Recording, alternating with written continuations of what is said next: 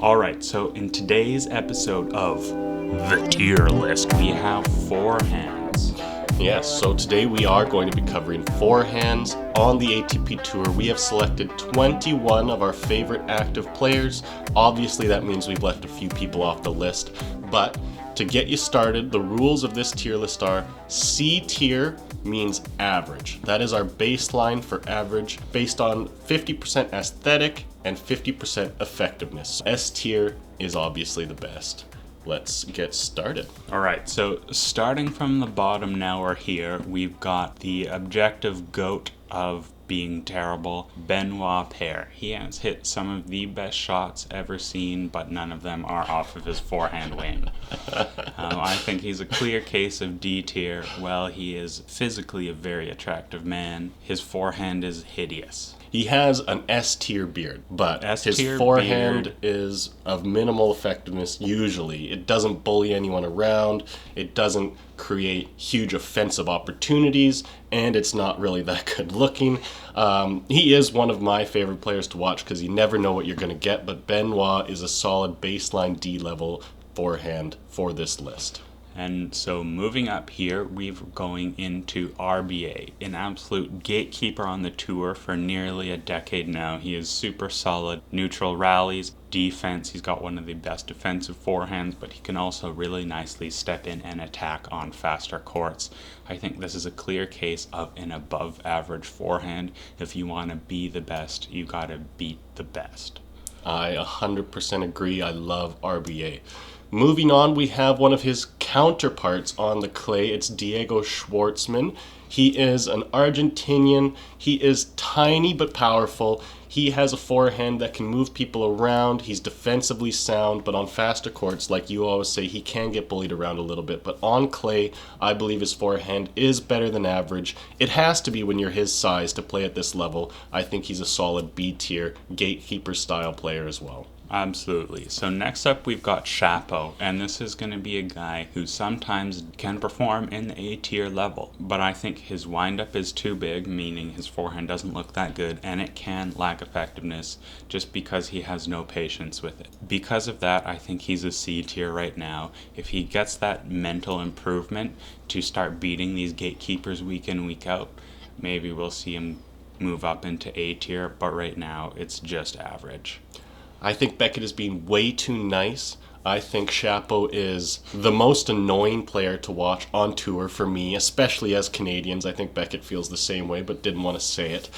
He just behaves like a meathead. His decision-making is out of control. It just looks like he's constantly going for a highlight reel shot and missing it most of the time. His forehand is unreliable, to put it mildly. I think aesthetically, I actually like it a little bit more than Beckett gives him credit for, but it is a weapon that can be an absolute destroyer, but most of the time it just brings up fluff that misses by, a couple of inches, and then he looks like he's pissed and he doesn't know how it happened. It keeps happening. You shouldn't be surprised.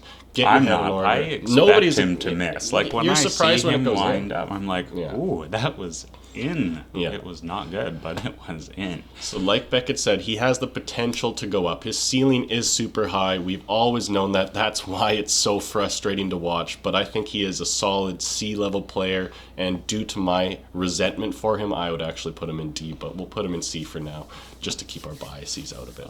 Alright, so if there is one agreed upon fact in the tennis world, it's that Roger Federer has a D tier S tier. Sorry, I have dyslexia. S tier forehand. There's just no arguing with it. He is the GOAT forehand. Moving on. It's best aesthetic, we don't best need to talk effectiveness. about it. It's boring. Let's talk about a man who is also very, very handsome aesthetically. It is Stefanos Tsitsipas. I think, personally, he has above average effectiveness. I think his aesthetic is very nice. He can bully people around, especially if they're lower level. in the gatekeeper area even, he can bully around RBA's, Schwartzman's all day long. When he reaches that upper A tier to the S tier, I think he can struggle a little bit. But for now, I put him in a solid A tiered level. I really like his game, and I really like his forehand. I have to disagree. I don't think it's quite A tier yet. I think it is prone to cracking under pressure. It's not the weapon it should be to be A tier. When he becomes a proven big tournament winner, I could see him being A tier, but for me, I think it's still a B tier shot. You think that making the finals of the French Open doesn't make you a big player? I don't think Tsitsipas, he's worse than Fritz now. Aye. He's worse than Fritz. I think that that's absolutely insane. I think that you are using your one over. You can have here. this one. Okay. I'm taking the A tier on Tsitsipas. Okay, I think Rublev is an obvious A tier though. He's got S tier grunt. S tier grunt. It looks really good. It's a great looking forehand. Mm-hmm. I wish it was harder. Like I think it seems harder than it is. It lacks spin and heaviness that a lot of players can absorb his pace and even redirect his pace better than you would like, but it's still A tier. I would put him in like a high B plus kind of category. I think that he has an S tier grunt. His aesthetic is really nice, and watching him, he looks so powerful. But when he plays the highest level guys, he never seems to get the penetration out of his forehand like you think it would.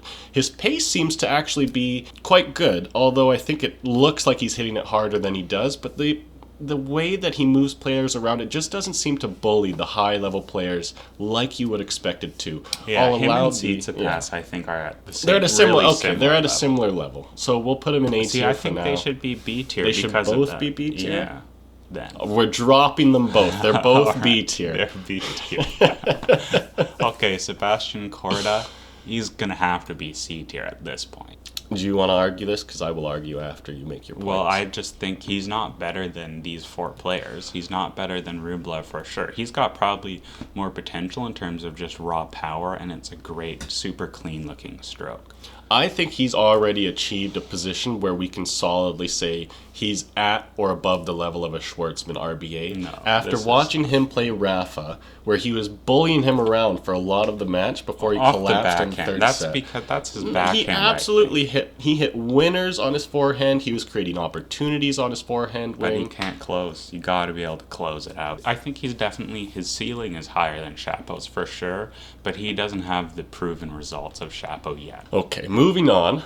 Let's go to Yannick Sinner, the Italian truck driver. He is, I think, just a classic example of another kind of above average B tier. He's in the B++, almost A tier category. But for me, he just doesn't quite do the damage off of the wing, the forehand wing, that some of the top echelon players do. It's not the feared weapon that some of the players on tour have.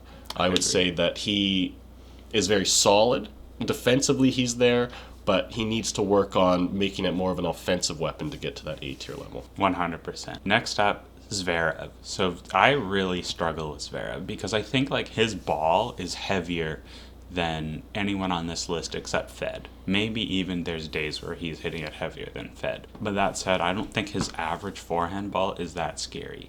He has a tendency to stand way too far back in the court. He lets the ball drop, and then he just loops back a pretty easy ball. When he's playing well and stepping in, it's really scary, but I just don't think he does that enough. And I think his forehand, other than his second serve, is one of the weakest shots in his repertoire, and he'd rather hit a backhand all day long. So to me, it's a C tier. I think that's just insane. Zverev is one of the best players on tour. He is still ranked in the top 5. His forehand is an absolute weapon. You're collapsing already. Okay. Guess who this player is in the comments right now. I'll give you just a quick second to calculate the position, and it's Aslan Karatsev. C tier. Not proven at all except for his insane drug-infused beast mode last year. I think Karatsev is this generation's Stanislas Wawrinka. He is But on a way lower scale. On a way lower Way level. lower scale. He's undeniable when he's at his best, and his best comes around every blue moon. So it's just hard to put him anywhere other than the C tier. Aesthetically, it's a really aggressive-looking stroke, but effectiveness, the range can vary too much, and more often than not, he's in that C tier echelon. So I think that that's a solid baseline for us. How do you feel we're doing so far? Excellent. Next up, we've got Baby Fed. This is Grigor Dimitrov. And I think this is another solid C tier kind of player. He is S tier in aesthetic looks. Yes. S tier in, his presence. S tier in womanizing, for sure. Oh, yes. And for that reason, he is S tier on the tour. But his forehand, well, it looks good. I'd give it an A tier aesthetic. It has S tier ability. Potential. Yeah. But we all know it's not happening. He has a C tier effectiveness on the forehand.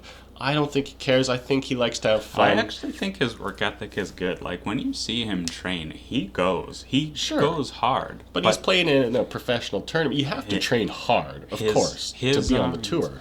That doesn't mean anything. I think his mental abilities are toddler. No, I don't think he's a toddler. I think he just likes to have fun. He's out there. He's making enough money for him. It's his motivation. It's not his mentality. His motivation's not there. He's going out there. He's getting paid, X number of thousands per tournament just to show up, probably, plus the prize money he's making, plus he's sleeping with every hot girl that plays in the tournament. It's just like, what's the point of winning the tournament? He's already won at life. Like, he's just there. Okay, he doesn't need to be anything other than... Okay, C tier. Like, he's C tier for forehands. I don't S think tier. anyone can argue that his forehand is above C tier. If you can, comment down below. Absolutely. Next up, we've got my hottest take. Objectively, it's the Andy Murray C tier. Of all the slam winners, his slam winnings to forehand goodness is so skewed. His forehand is horrible. It's ugly. I think it's pretty ugly. His take back is like straight back, and then you can really see he like muscles it around the outside of the ball. It is hideous. It's easily the worst part of his game. It's the least scary shot in his repertoire by far. Like, I could win in a cross-court forehand battle against Andy Murray. Hits it so slowly. I think it's going harder now than it ever has. It is so hard to let you talk when you're talking such nonsense. That is all. So we're going to go on to... Excuse me. We cannot end it on that. Absolutely not. We cannot disrespect the knighted Sir Andy Murray with that just hot, flaming take. The Queen would agree with me. Andy Murray is the Queen knows her knight's weaknesses. Arguably of all time. He is an absolute beast on the court. To give him an average forehand with that kind of review is insane. This is a take that almost destroyed TennCom and our friendship. What it really is a deep respect for the rest of his game and his mental prowess especially. I think he has to be B tier at least, but I've used my one exception. Yeah, so I win. We'll Okay, move on. so Nicky Boy. Nicky Boy has an A tier forehand. It's pretty good. It looks sick. I think he's an A tier player. I think he's got the highlight reel to prove it. He's got maybe not the big match wins to prove it, but when he plays the big match wins to prove it. Not tournament title wins. Not tournament titles, that's what I mean. But when he plays big players, he shows up. Late stage slams, he shows up. Like, and he's got, if you look at the list of fastest forehands ever, he's like on there 3 times. Yeah. Okay. All of them are against Wawrinka, which is hilarious. But he has a point to prove. Man, we should have had Wawrinka on this list. Damn. Next up. FAA, Félix Auger-Aliassime. This is another Canadian player that is frustrating to watch, but not even close to the same reasons as Chapo. He is an amazing talent. He has S-tier potential everywhere on the field, but he's still super young. It's hard to remember that he's as young as he is because he's been on the tour for so damn long. But he has proven time and time again when the going gets tough, he does not get going. He folds, and the pressure really gets to him. He lost again at the Indian Wells tournament this week to a guy he really shouldn't have. He's won titles finally. He's won title finally. I give him the Davis Cup win because he won that match. Okay, he's still losing matches he shouldn't. I think you can't give him He's lost one. His effectiveness. Okay, I won't. His effectiveness can be insane, he can utterly insane. And on the clay, he has the potential to be aesthetically. I think he's S tier looks. S tier looks, effectiveness can range from S plus tier Yeah. all the way down to D tier and cutting below. below. But I think I'll give him a B tier for now. Okay, S plus D divided by 2 equals B. We're really rooting for you though, FAA. Let's go. We want to see you in the French Open. Absolutely. Okay, Rafael Nadal. Okay, this is your favorite player, This is so let my me go favorite. first. Okay. Or we can just do that. And He is happy. S tier. Anybody who argues it any different is out of their minds. He has probably the most shot selection with his forehand due to his insane spin generation that he can create. It's a weapon from anywhere. Defensively, he can turn it into offense in a second. His grunt is pretty much S tier as well, King in of my the opinion. banana shot. It's just crazy. You look at his forehand highlight reel. I mean, it's just a constant jaw dropper. It's So every single match he hits one shot that you think, I could never hit that shot in my life. absolutely. S tier is the most boring, so we'll move on to our next player, Carlos Alcaraz. This is the young gun from España. I think this is an easy A tier. I would even go so far as to say S tier, but like you said, Knock you on the door. proven of S. results is somewhat important to this. Aesthetically, he's insanely powerful. Beautiful. He just dominates the court. His forehand is Federer plus Nadal. Absolutely. Equals Alcaraz. You can't hit it to it. If a player hits it to his forehand and it gives him enough time to adjust and dig into it, they're done. The rally is over. Or it's turned around to such a degree where Carlos Alcaraz can take over and kill it in 1 or 2 more shots. It is just that much of a weapon. I'd say it's A++. With Shapo, I'm shocked if he misses. With Alcaraz, I'm shocked if it's not a pure winner, frankly. You said that wrong. No. With Shapo, I'm shocked if he can even hit it in. But with Alcaraz, my mind is blown when it's not a pure winner. Exactly. It's sort of like that Nadal thing where Nadal misses and he kind of looks like, oh. Yeah, it's like, that's a physical anomaly. A miscalculation. It's unbelievable. Okay, so Medved. My favorite player to watch. Your favorite player. To me, it's not that scary. He can do a lot with it, especially off the return from way deep in the court. He can hit a surprising amount of angles considering how flat his average ball is. He's got excellent court penetration through his wacky depth, but I don't think his forehand commands the kind of presence even the way FAA's does. I don't think you're trying to avoid Medi's forehand, so to me it's B. So here's why I think he should be considered for A tier. His forehand, while not an out-and-out weapon, it doesn't end rallies on a consistent basis, and it's not something that players are fearful to hit to.